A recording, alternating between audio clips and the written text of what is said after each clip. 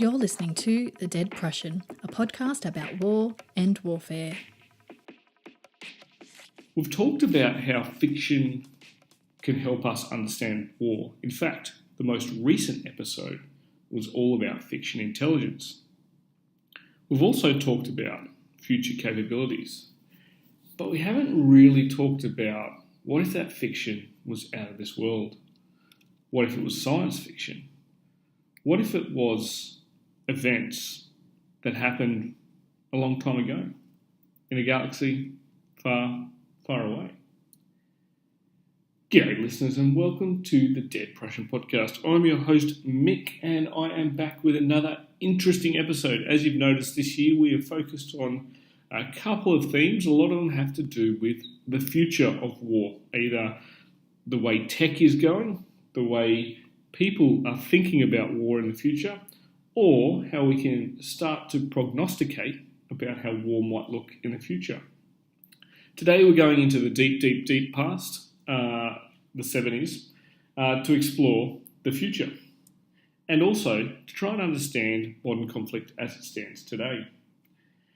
Now, to do this, I've had to assemble a team. Not quite like the Avengers, a little bit more like the Justice League, because I'm a dark kind of guy.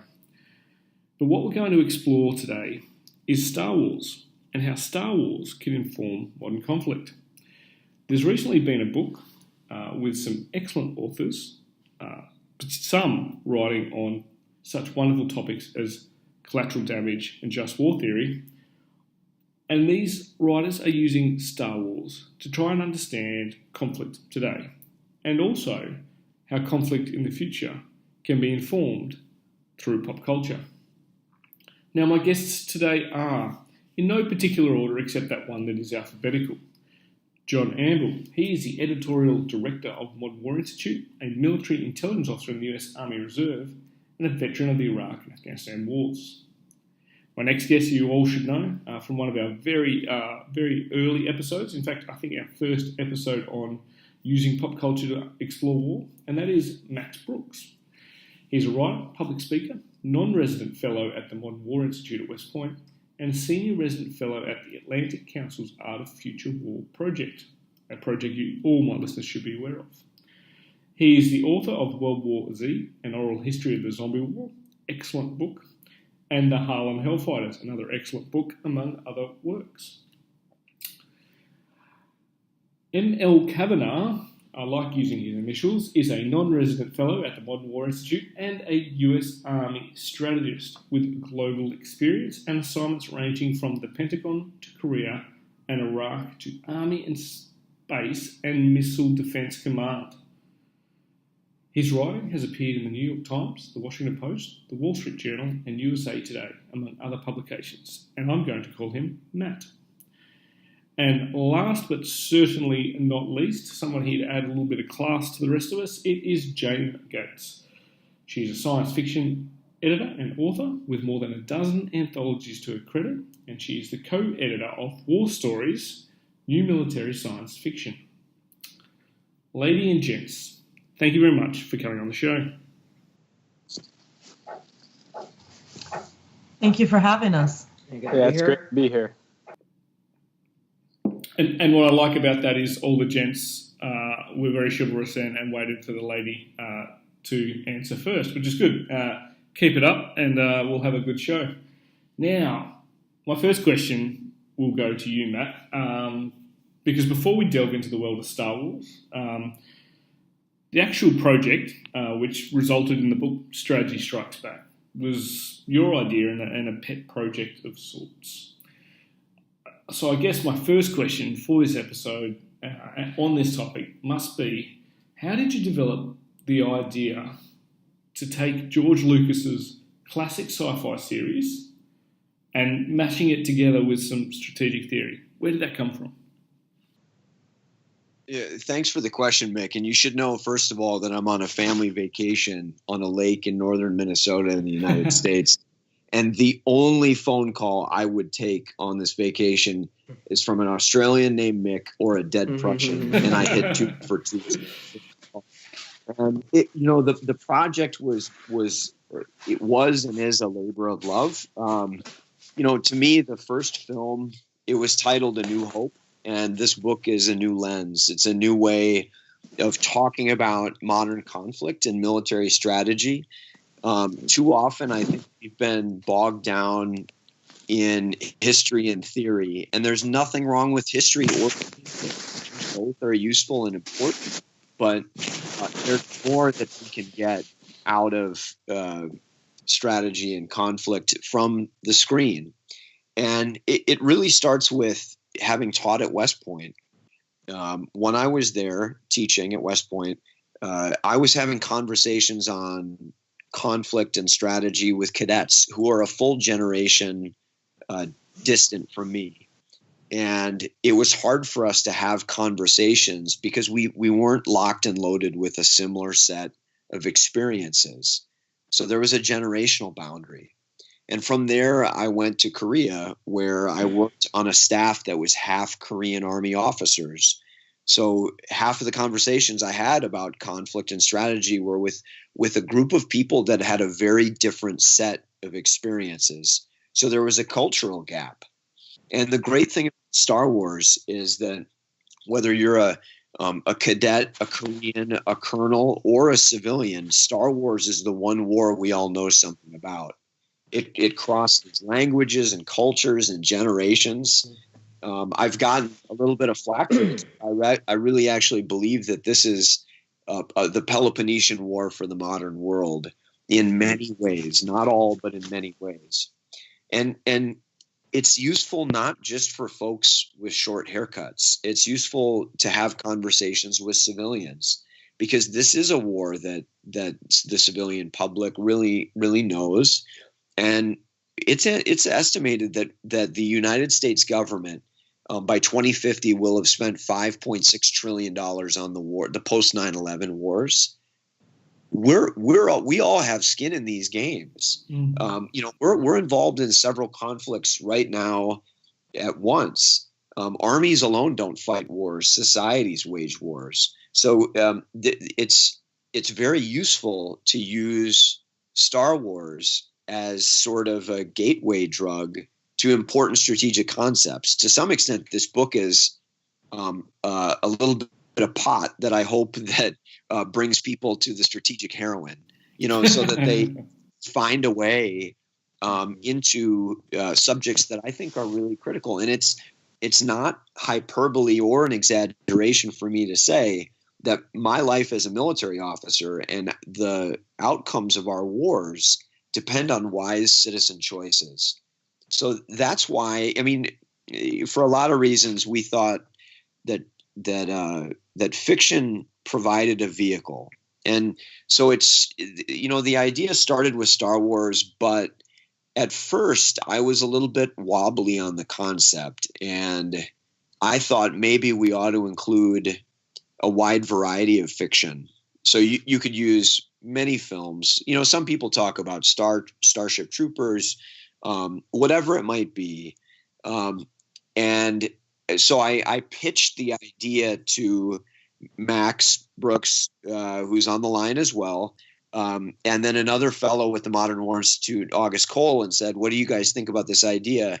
And Max was very full-throated in saying, "Look, if you're too wide with the idea, then it's going to dissipate. Let's just fix our ideas to one particular pop culture, the mountain. Let's go to the peak of the mountain first, which is Star Wars." And so when we sort of said the book would be about Star Wars, and the second decision was, how would you execute that idea?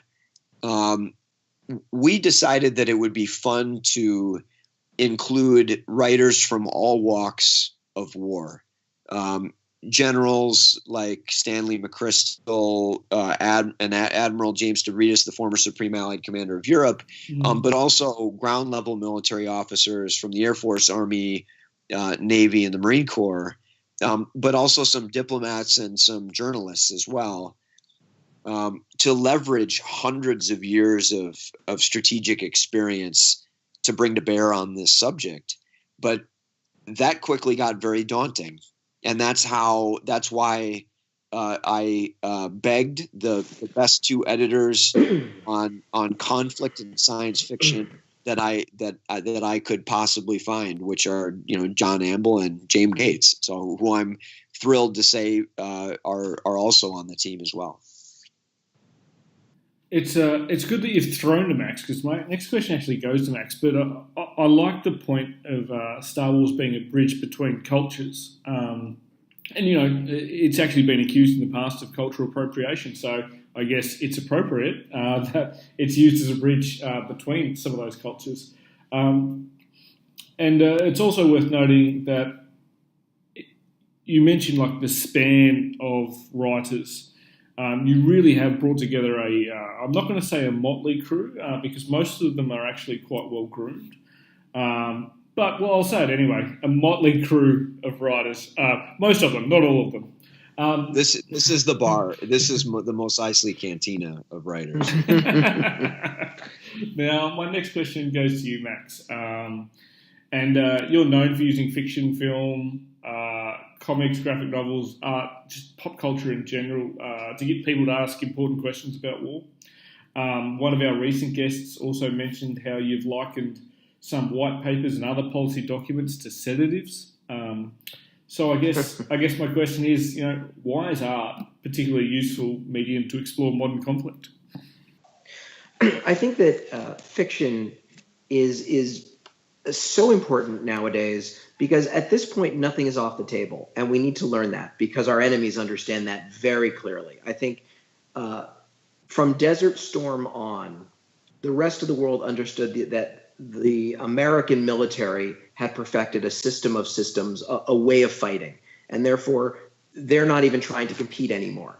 The Chinese have learned from the Soviets, the Russians have learned from the Soviets, and so our enemies have a massive intellectual, nimble, innovative leap over us. We talked in the 60s about a missile gap. There's an innovation gap, and our enemies are trying everything, and nothing is off the table for them.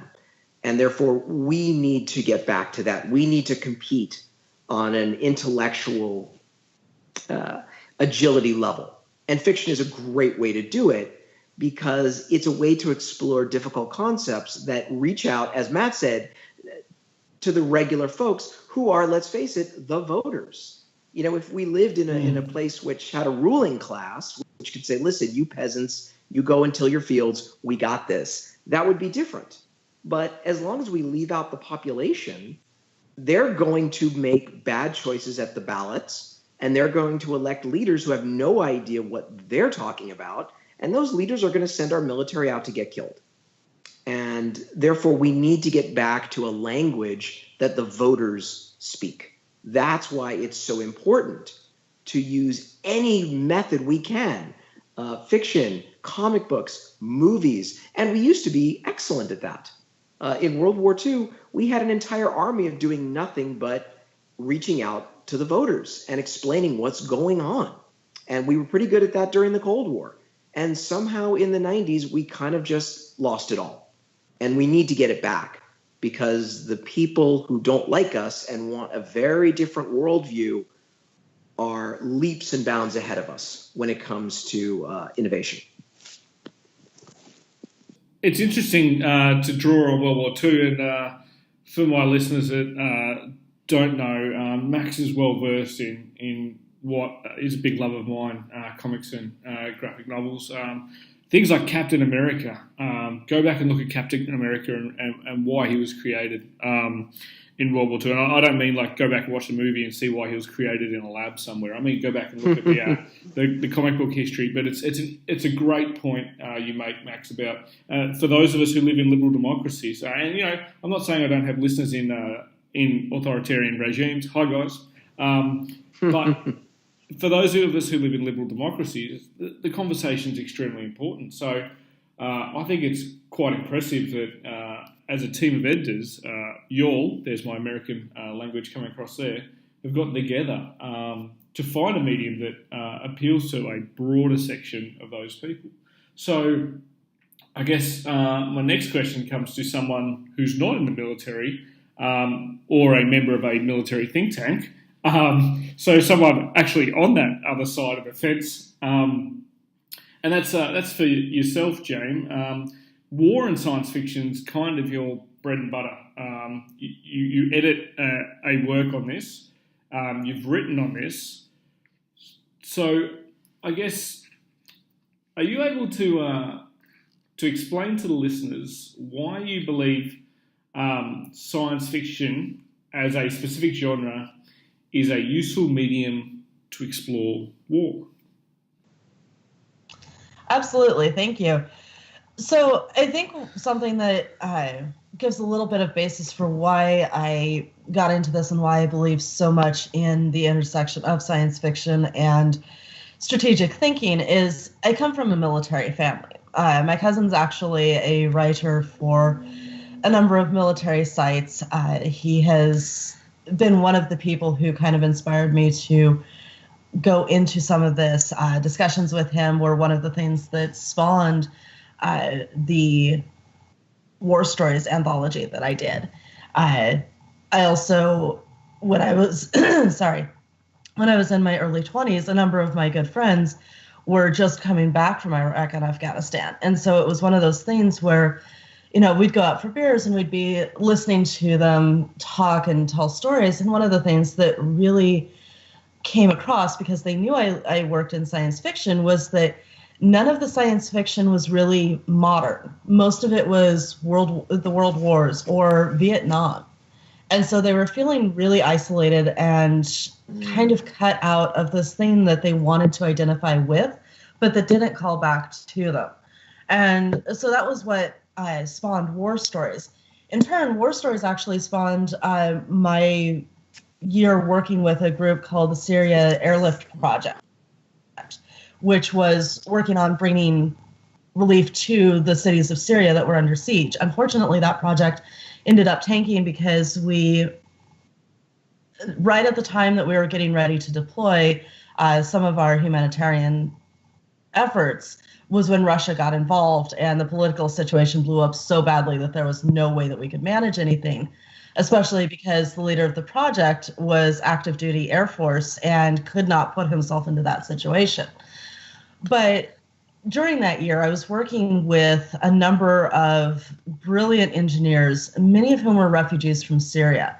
And one of the things that we would talk about in our Skype calls was science fiction. And one of the stories in War Stories was from the leader of this project, who used science fiction to talk about what ultimate pacification of the Middle East could look like and how horrifying that could be. And so all of these things kind of got together and really started me thinking in a much more critical way about science fiction in the military. And I think that one of the most useful things, and this goes back to what Matt has been talking about, is that science fiction gives you a narrative framework to understand things. It gives you something that you can lean on in a bad time. Like the heroic narrative is not a thing to explain to someone because it's so integral to all of our media. So you talk about Captain America. Well, if you're in a stressful situation, you're wanting to give up, you're wanting to fall back into the easy route, you look at Captain America and it's like, okay, this guy, this scrawny kid from Brooklyn, if he can do it, I can do it too. Serum aside, this kid had the heart to do it. I can do it too. And so you have something that you can lean on, that you can look for, and it gives you a sense of safety. And we see that a lot in civilians too, where, you're facing a stressful, terrifying thing. And sometimes that little bit of extra courage from a comic book hero can give you a little bit more. But that means that it crosses the divide between civilians and military, and it gives a common language. One of the things that I've worked on quite a lot is bridging the gap between science and engineering and civilians. I grew up in a engineering family, and so having all of that that ability to interpret the engineer's speech really helped me out later on. So I think that's a lot of where I came into it from. And what's really fascinating about that, I find, is the fiction brought together a concept for a humanitarian project. Thanks, Russia, for getting in the way. But it's an important example, I think, for listeners to try and understand where these projects can go. And the idea is kind of your experiences kind of explain that concept that Max was talking about in terms of getting people involved in understanding war and its consequences. And I love that you used Captain America in your explanation there. Look, ladies and gents, we didn't even plan that. It's just worked out brilliantly. So for anyone out there who wants to give me a late night TV show, these questions can work. Australians don't really watch late night talk shows, so I probably have to move to America, and James Corden's already got the funny foreigner market tied up. So let's take James' point further with you, John, sitting there quietly as an editorial director does.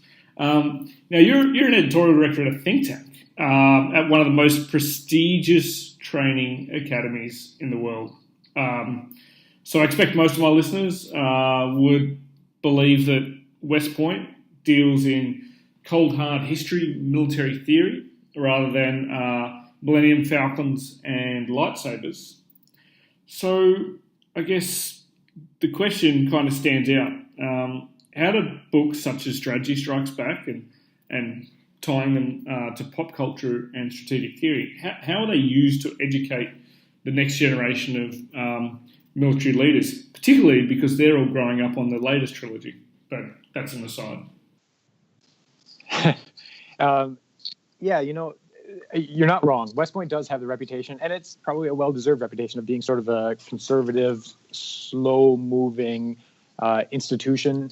You can book. There was quite a good book that came out a few years ago called West Point 1915, the class the stars fell on, because there was this graduating class in 1915 that went on to become the general officers. Like 1/3 of the class were general officer stars during World War II.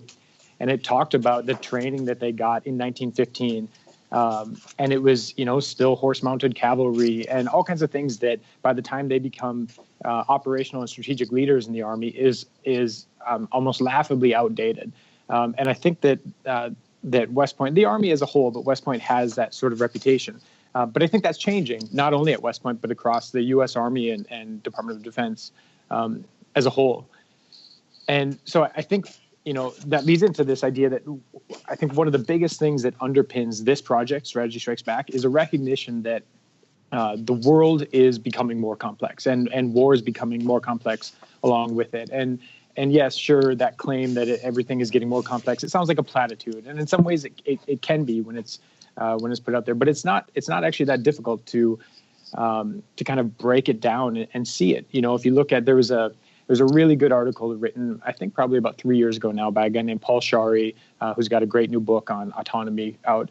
But this article kind of traced the history of warfare from an early stage of what he called melee, which is essentially you could have groups of 100 people on either side, but it ended up being one-on-one fights. There was no order to it. On to mass, where the sum is greater than or the whole is greater than the sum of its parts. So you would have mass formations that would fight together as a unit. That then evolved into maneuver, where you would have one of these mass elements sort of fix an adversary in place while the other one maneuvers and flanks it, which is sort of maneuver warfare is really where we've been for centuries now. And then kind of projects forward to look at what's next. And he hypothesized that what's next is swarm. And if you look at that, from melee to mass to maneuver to swarm warfare is necessarily and obviously more complex than any of those that have come before. You take another example, U.S. defense planners are looking now at how we'll operate on the future battlefield, and the concept that the Army at least has devised is something they call multi-domain battle. And it's tough enough to maintain awareness and to operate effectively in your own domain. If you're in the Army, to do so on land. If you're in the Navy, to do so at sea. Now you need to not only maintain awareness, but be able to affect operations in other domains. That also means that the warfare is becoming more complex. You also look at, increased technology, increased role of computers, the introduction of artificial intelligence, machine learning. All of these mean the pace of war is increasing.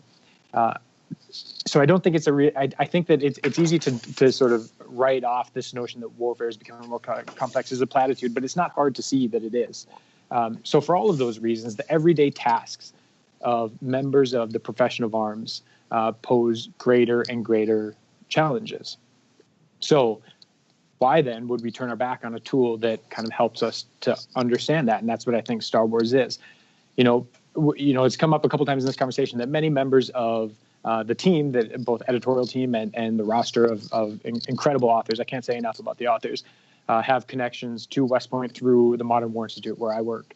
In addition to working here, I teach in the Defense and Strategic Studies program here at West Point. I most recently taught insurgency and counterinsurgency. And I got to give you some context for listeners that aren't familiar. West Point is a very unique place. It's not like I didn't go here. I commissioned through Officer Candidate School. It's not like where I went to college, where most people went to college at civilian colleges or universities. Cadets cannot miss class. They certainly can't fall asleep in class, which is maybe something a little bit foreign to some of us who went to civilian universities. But that doesn't mean that they show up every day, in top form, ready to learn. Which means that when you're trying to teach them, you really need to engage them, engage with them. And there were days in class when that was somewhat difficult. The book came out toward the end of this last semester, with a few weeks left in the semester. And I had a few cadets who found it and immediately wanted to talk about it. And so I had them read one of the chapters, which is the chapter on counterinsurgency written by Colonel Liam Collins.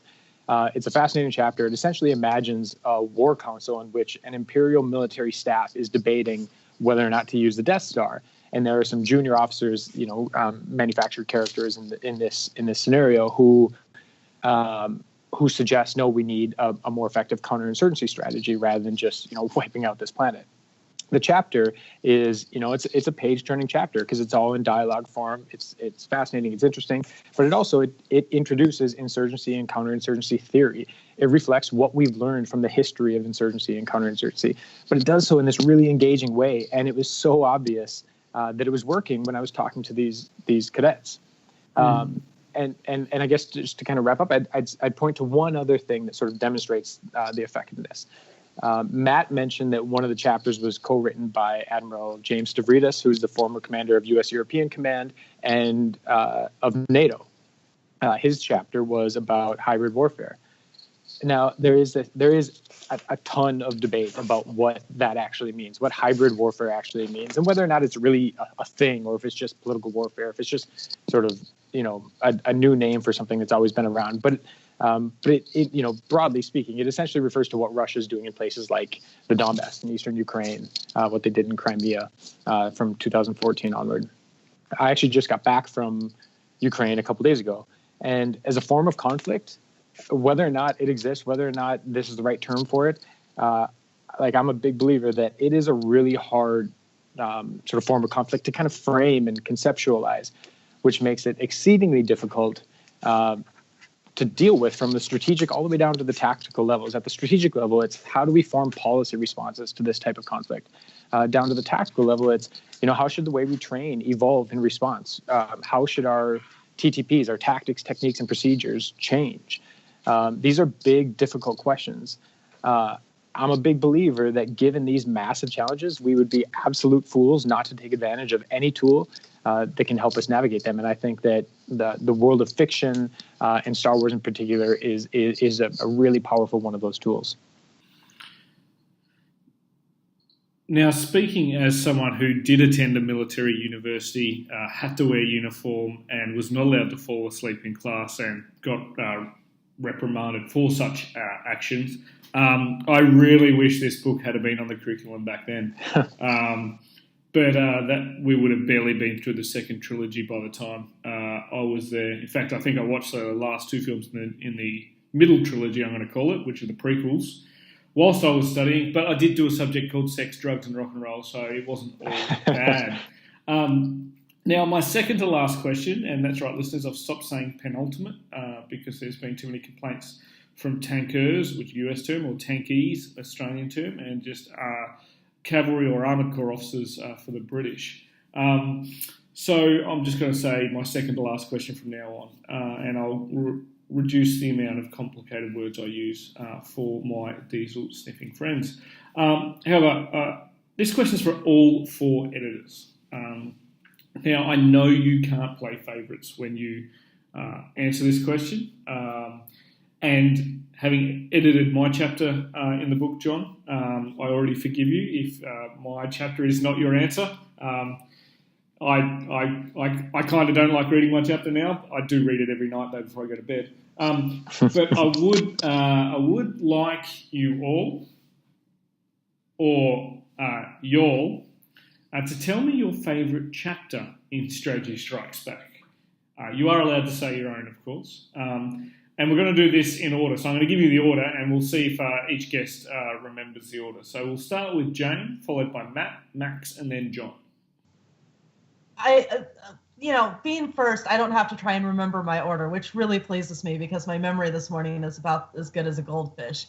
And I didn't actually have time to write a piece for this with the pace the edits are coming in and my own personal bandwidth. So, I don't have to worry about choosing my own versus someone else.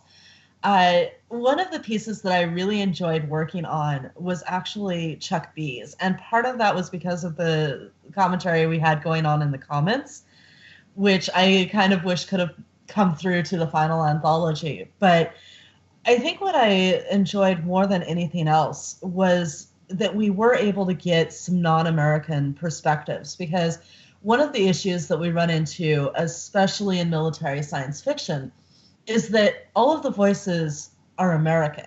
We have so few other voices coming in. And it was very interesting to me when I was doing war stories that we were getting those other voices and we were getting those other locations and perspectives. And that was really, really powerful. And those were some of the pieces that people responded to the best. And I think that it's no surprise with that the war stories actually became one of the recommended books for the U.S. Marines this year, because it did bring in some outside voices. And so I really love that we have pieces like from you, Mick, that are outside of the American perspective. Within the military, I know that the Australians and the Canadians and many, many other militaries are deeply respected, especially from guys who've served at higher levels or in more of the special areas of command. But that doesn't really get translated out into the civilian perspective. And I don't know how much it gets translated out into the general military perspective in America. And one of the things that we so desperately need right now is an understanding of people other than ourselves, both from the side of people who would very much like to pretend that we are the one and only, and from those of us who understand that we are a piece in a larger world and need to remember that we are not fighting this war for democracy on our own. So I'm kind of copping out because I can't pick a favorite, but I really do love the non-American voices that we got to lend some perspective and some outside viewpoints, and also that we were able to get a fair number of science fiction authors in there to bring another sort of outside perspective and kind of get a little more diversity of thought into the book. All right, let's see if they remember who's up next. It's Matt. I know I'm up next. Yes. And if you're asking me, my favorite chapter, I really want to just say I choose the honorable way out. I choose death. But the honest truth is that I was so surprised and interested in the response that I actually got from our forward, from General Stan Mcchrystal. So people know him. Obviously, he's well known. I would even say globally, not just in the United States. Yeah. But there's a gap between someone like myself and him, there's at least a couple of generations between him and I. But when he wrote back and said that he was in fact interested in contributing to the book, at first I think he was a little startled, and that's not just because I ran him, I ran him down at his house, in his bathroom, begged him to do this.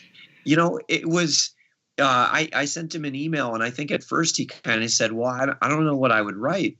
But when he wrote back, he said the very first time he saw the film was right after finishing Ranger School as a lieutenant. Mm-hmm. And he went and saw the initial movie in the theater. And to me, that's part of what demonstrates the power of a film like this. It's a touch point for so many different people in so many different stations of life and within the military at so many different ranks. And when he dropped the mic with his last line, the line was something, and I don't remember verbatim, but it was, don't be afraid to look for lessons in unlikely places. Mm. That really represented more than just empty words on a page. That actually did represent sort of, I think, a realization that he had in the back and forth that he and I had over whether he would contribute the forward. Mm. That he felt as though the films really, he was surprised, but did find in an unlikely place that you could learn something from Star Wars. So I if I was forced, like I said, if I'm not committing ritual suicide, then it's probably General Mcchrystal's. That's a fair cop. Now let's see if number 3 knows who they are. Was that me? That's you, Max. I would have to say my favorite chapter, the one that, when I say favorite, I mean the one that I can't stop thinking about, was by Steve Leonard, who was a doctrine man. And he talks about the suicidal elitism of the Jedi. Yeah. And comparing it to the dangers of having an insulated professional army. Yeah. And it's one that I've been seeing really played out over the course of the post 9/11 wars.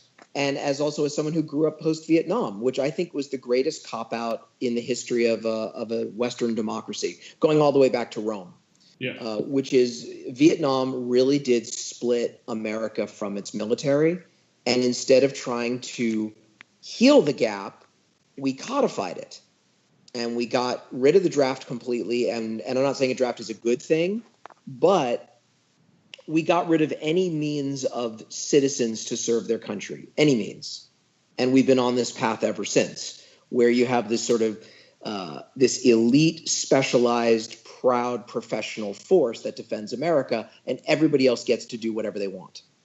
And that sounded great on paper, I'm sure, in the 70s, especially when you saw the dangers of what was happening to a broken force post-Vietnam. Mm. But now we're at a time where the military is getting smaller and smaller. No one is serving.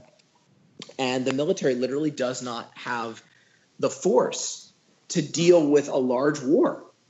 And we see this now. We see the fact that our reserve and National Guard units are in the regular rotation, and we have no more backstop.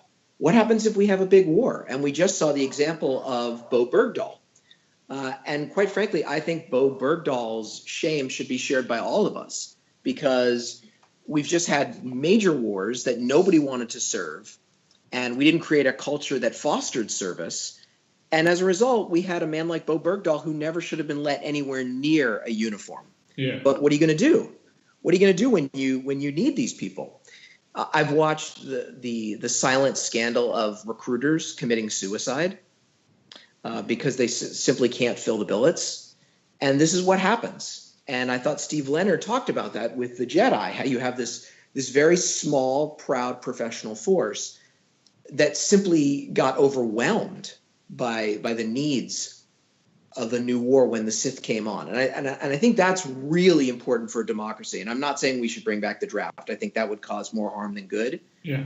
But the fact that we have completely as a society outsourced the security needs and the service needs to a very small group of sheepdogs, I think is profoundly, profoundly dangerous. And I think that we need another essay by Steve Leonard about Star Wars, where basically everybody on Coruscant is saying to the Jedi, "Thank you for your service." Yes, definitely. That's great. And lucky number 4. Yeah, process of elimination. Even I can figure this one out. I'm going to, I don't want to disappoint your legions of fawning fans, so I'm going to give a shout out to yours, Mick, because it is a fantastic chapter that assesses the strategic wisdom of destroying Alderaan. Because depending on which frame of reference you use to measure that or to evaluate that strategic wisdom, there are some ways in which you could say, yeah, it was strategically wise. Then there are a lot of ways that you could say that it's not. And you kind of really dive into that in a way that's thorough, but also engaging and interesting. So that is definitely one worth reading. But I would also like to single out 2 others. When I had my sort of assumptions about which ones. Once we had the roster completed, once we had working titles, and I was waiting for the drafts to come in, I kind of had an idea based on topics, which ones I was really excited to read. And I was surprised, honestly, by some of the ones that I sort of kind of gave short shrift to in terms of whether or not it would kind of energize me and get me enthusiastic about reading it. And I was phenomenally amazed by how much some of those kind of, grabbed me by the lapels and got me like thinking about issues that like I've never found terribly interesting because I didn't have a tool like this. So that's my way of saying all of them are interesting. So it's a tie for number 1. But I would like to mention 2 in particular because they took a unique approach. And one of those is our very own Max's, where he wrote the case for planet building on Endor, and another one by another writer, phenomenal writer named August Cole, who wrote Dispatch from Hoth, When the Blood Runs Cold. And the reason that I like those is because they took a different form. They sort of dove into the universe and kind of wrote from within the universe. And it just pulls you in these really like fun ways. And so those 2, I would say, definitely deserve to be on my my top list. Thank you, John. You're welcome. As someone who got to contribute to the book, it was incredibly humbling to go through the book and look at the chapters. I think my particular favourite chapter, I think it's by Jim Golby. I don't have my book with me because I'm a terrible podcast host, but it's Jim Golby's on lack of civil military control of the Jedi. I'm humbled, but I remain extremely jealous of people like Max and August who can come at it from that perspective. They pretty much wrote a new Star Wars story in their chapters, which is quite amazing. We did it for the money. Yeah. Shh, you did it for the art. John, in Australia, a $50 note is yellow, so we call them pineapples, and a $20 note is red, so we call them lobsters. So thanks for mentioning my chapter. There's a few pineapples and lobsters coming your way. Now, team, my final question is actually one that has to do with the show. And if you've listened to the show before, you'll know what it is. And if you haven't listened to the show before, please hang up and go away. But it's my mission on this show to define war in as many ways as possible. And in fact, some of our listeners have taken this up on social media, asking themselves the same question. A notable, I'm not sure if he's a listener, I'm just going to claim that he is, Professor Jeremy Black in the UK. He's just written an article this week called What is War, which ties in very, very closely with this question and also one of our main hashtags for promoting the show. But each guest gets to finish a sentence that ties back to Big Carl von Clausewitz's mission of understanding and studying war, which is kind of what this book was trying to do. That sentence is finishing war is. So I'll give you another order because you guys were so successful at that one. I'm going to mix it up a bit. So we'll start with Max because he's given an answer before. Then we'll follow up with John, Matt, and then James last. And I ask you all to finish the sentence, war is.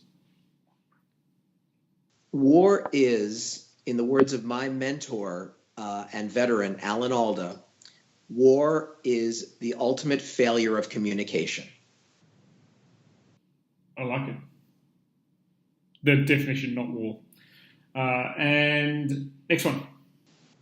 That's me. I'm gonna avoid making you add the explicit tag to this one, and I'll just say war is hard, incredibly hard, but to really capture how hard I believe it is, there would be one or two explicit words in there to really demonstrate it, because it is hard, and we need every tool that we've got to really be able to figure out how to do it well and effectively.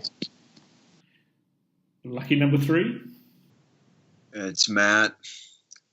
War is tragic, creative destruction that should only be used to destroy to create a better peace. Wow, spoken like someone who's had a lot of time pondering this question whilst looking at a nice, beautiful lake scene. And Jane? I have to follow up that one. I mean, we really should just end on that one. Yeah, it's amazing, isn't it?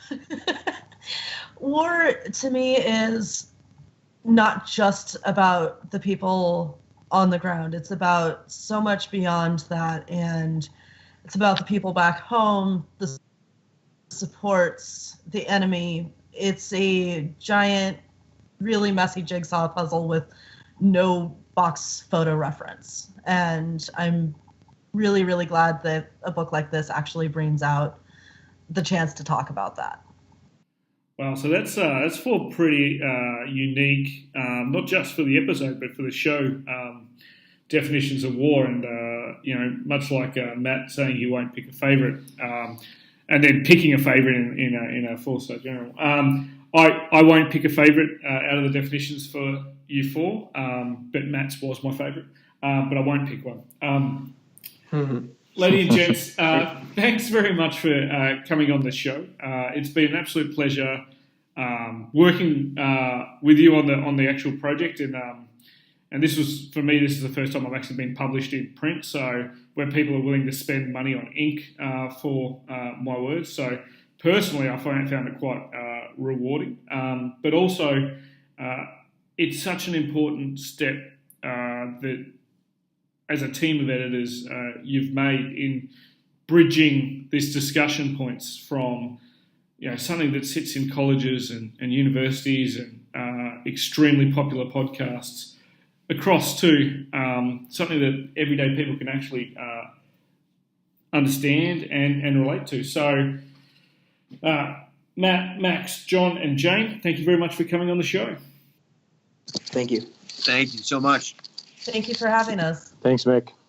And ladies and gentlemen, you can support these 4 lovely people and also everyone else involved in the project by buying the book, reading the book, telling your friends about the book, not giving them the book because we want you to get them to buy the book, preferably through the Dead Prussian store, actually. But let everyone know what you think about the book. And I know that the Australian Defence Force Library has actually bought 4 copies of the book. That's how much they love it. We're a small library. Now, there's also the Strategy Strikes Back website and, most importantly, the Strategy Strikes Back podcast. It's very rare you'll ever hear me give a shout-out to other podcasts on the show, and that's mainly because of market forces. But I will give a shout-out to this particular podcast, the Strategy Strikes Back, and John jumps on there and he talks through each chapter with each chapter's author. So if you're on the fence about whether or not this is the book for you, 1, take it from me, it is, or 2, give that podcast a listen and you'll realise pretty quickly that you can get a lot of interesting lessons out just by hearing it from the authors themselves. Now, the way you can support each of the team individually is on social media, and you know that Twitter is my domain of choice. It's mainly because my mum's not on Twitter, so I know that she's not watching what I'm getting up to on there. But you can follow other people, not my mum. You can follow John at John Amble, Max at Max Brooks Author, Matt at ML Kavanagh, and Jane at Jane Gates. These, well, they are all very common sense Twitter handles. That's quite amazing. And if you want to follow me, you can follow me at Mick_Cook, but the show producers will probably prefer that you follow at Dead Prussian Pod. But until next time, listeners, grab a book and crack on. Join the conversation with us on Twitter at Dead Prussian Pod, on Facebook at the Dead Prussian page, or on our website www.thedeadprussian.com. All show notes for this episode, as well as copyright information, can be found on the website. The Dead Prussian podcast is written, produced and hosted by Mick Cook. It is co-produced by Amanda Levito. The music used throughout is Caught in the Beat by Broke for Free and is used under a Creative Commons Attribution license. All opinions expressed by individuals on the podcast are those of the individual and not necessarily representative of any other organisation.